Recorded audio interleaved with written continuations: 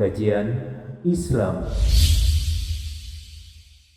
Atau mungkin kecerdasan emosional untuk sukses di dunia. Tapi yang lebih penting adalah kecerdasan spiritual.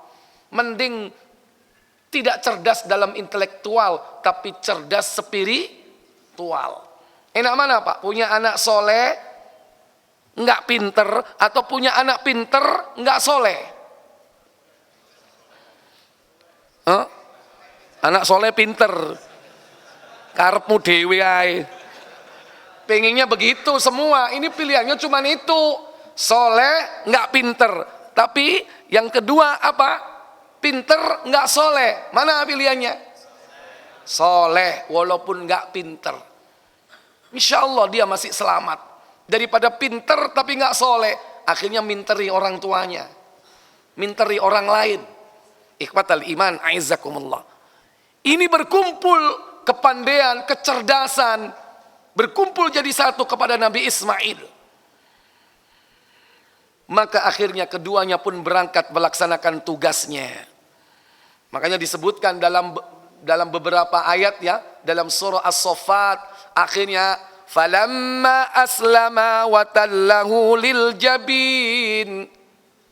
Ketika keduanya sudah berbaring, ketika Ismail sudah berbaring atas pelipisnya, Ibrahim siap dengan pisaunya. Dalam tafsir Ibnu Katsir dikatakan Ibrahim mengucapkan syahadat asyhadu alla ilaha illallah, digerakkan pisau itu di leher Ismail.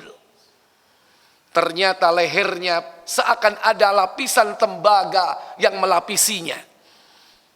Tidak bisa itu yang namanya pisau Ibrahim yang tajam itu melukai leher Ismail.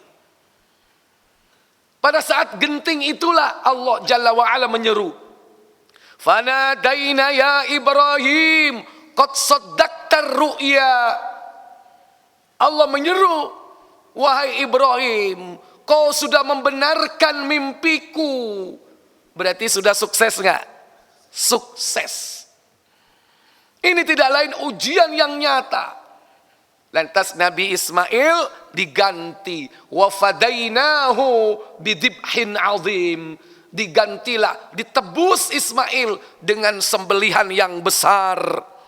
Diambillah domba dari surga, berjenis kelamin jantan, berwarna putih, bertanduk, bermata bagus, diikat dengan tali dari rumput samurah. Maka itulah sembelihan kurban yang ideal. Domba berwarna apa?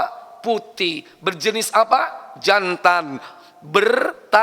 Bertanduk, bermata bagus.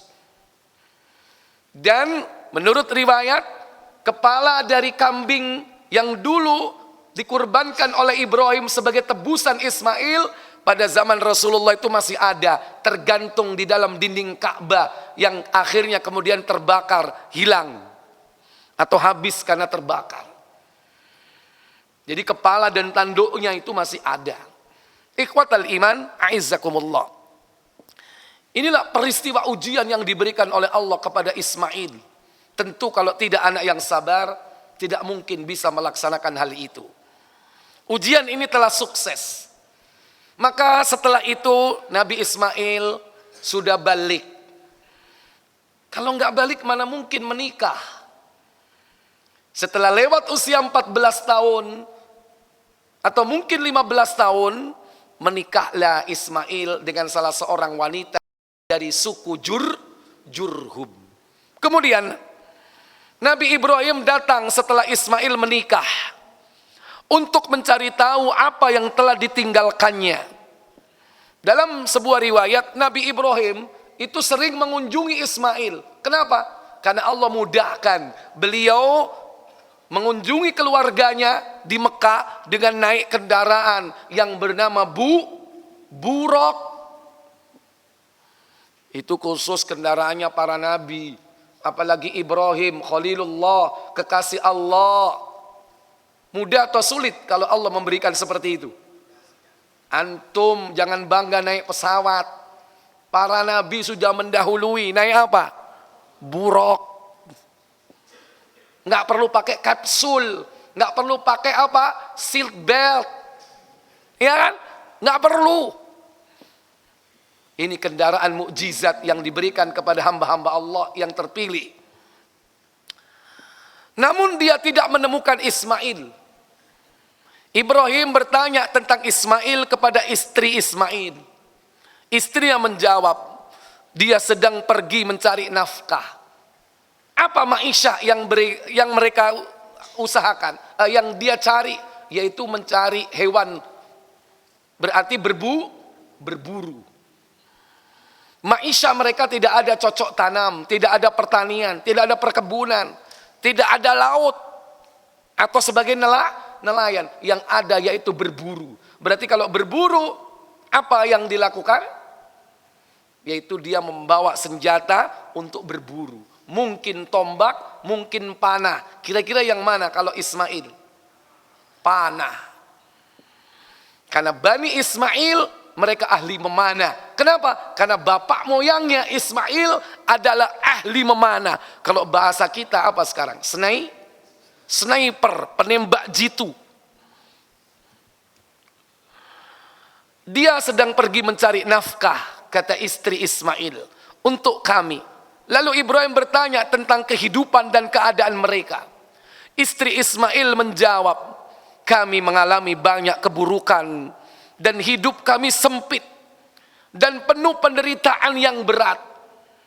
Ini adalah ungkapan ketidaksyukurannya dia kepada Allah. Dari dulu ya sampai hari itu ya sama saja keadaan hidup manusia. Dia hidup di tengah gurunnya, tidak ada tanam-tanaman. Istri Ismail mengadukan kehidupannya yang dijalaninya bersama suaminya, yakni kepada Ibrahim. Nggak tahu kalau yang datang itu adalah mertua. Ibrahim tidak membuka dirinya atau menyampaikan siapa identitasnya. Ibrahim kemudian berkata, nanti apabila suamimu datang, sampaikan salam dariku dan katakan kepadanya agar mengubah bingkai pintu rumahnya. Apa bingkai pintu rumah itu? Hah? Kusen. Suruh ngubah kusen rumahnya. Bingkai pintu rumahnya. Ketika Ismail datang, dia berfirasat. Kelihatannya ada seseorang yang datang ke tempat ini. Wajar nggak kalau orang Nabi itu punya firasat yang kuat? Apalagi yang datang adalah siapa? Bapaknya yang dicintainya. Kata Ismail kepada istrinya, apakah ada orang yang datang kepadamu? Istrinya pun menjawab, iya. Tadi ada orang tua begini dan begitu keadaannya, datang kepada kami dan dia menanyakan kamu, lalu aku terangkan dan dia bertanya kepadaku tentang keadaan kehidupan kita. Maka aku terangkan bahwa aku hidup denganmu dalam kepayahan dan penderitaan. Ismail bertanya, apakah orang itu ada memberi pesan kepadamu tentang sesuatu? Katanya, ya. Dia memerintahkan aku agar aku menyampaikan salam darinya untukmu dan berpesan agar kamu mengubah bingkai pintu rumahmu. Ismail berkata, dialah ayahku Ibrahim. Oh, nggak ada di situ. Kaget nggak kalau ternyata itu adalah bapak mertuanya? Kaget tentunya. Itu masih sinetron. Ya, di sini nggak ada seperti itu. Dialah ayahku. Dan sungguh dia telah memerintahkan aku untuk menceraikan kamu. Maka dari itu kembalilah kau kepada keluargamu. Dicerailah wanita itu dan kembali kepada keluarganya. Inilah seorang anak yang bukan hanya taat kepada Allah, tapi taat kepada siapa? Kepada bapaknya.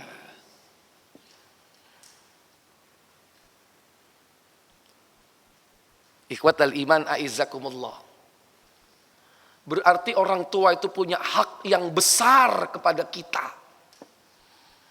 Anak yang taat kepada orang tua, kalau sekiranya orang tuanya memerintahkan mencerai istrinya, cerai.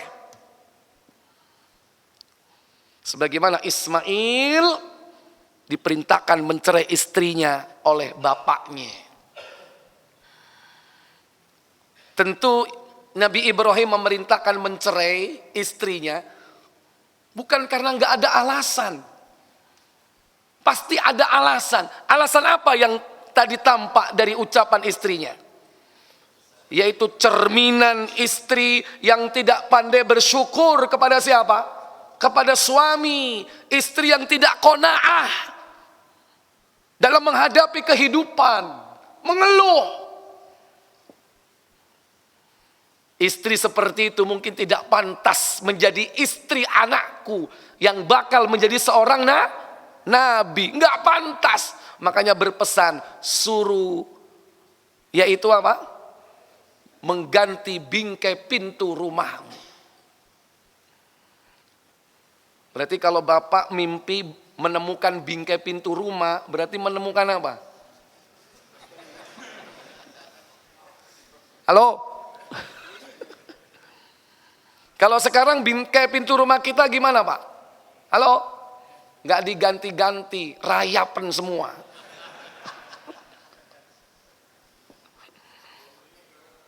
Ya, ditambal sulam, diperbaiki, ya kan? Bolong, ditambal, rusak, ditambal, tambal sulam.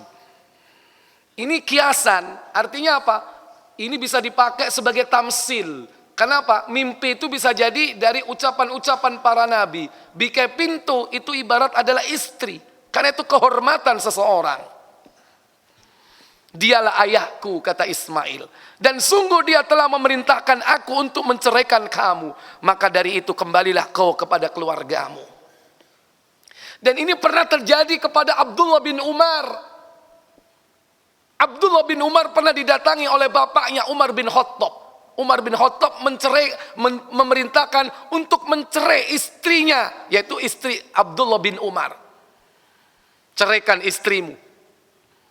Maka Abdullah bin Umar datang kepada Rasulullah SAW, mengadukan perkaranya. Saya diperintah untuk mencerai istriku, padahal aku mencintainya. Kata Rasulullah, taati bapakmu. Dicerai sama Abdullah bin Umar.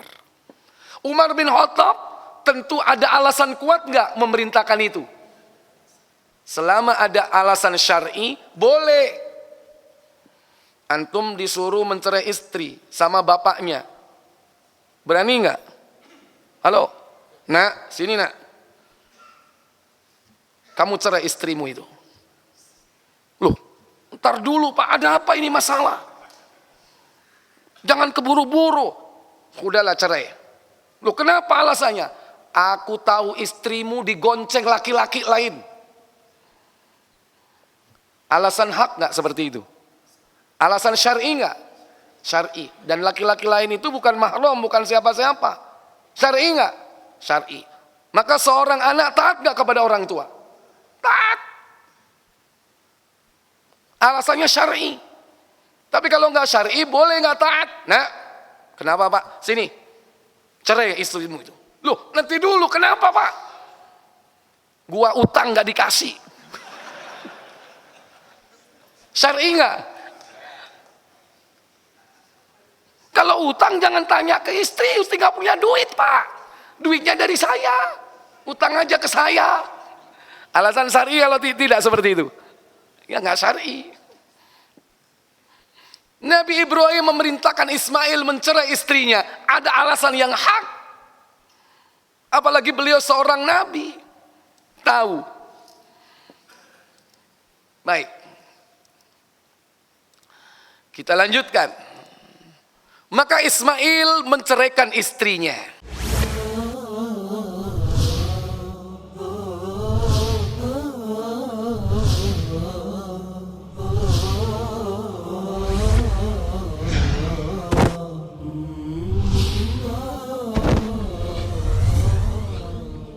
Kajian Islam.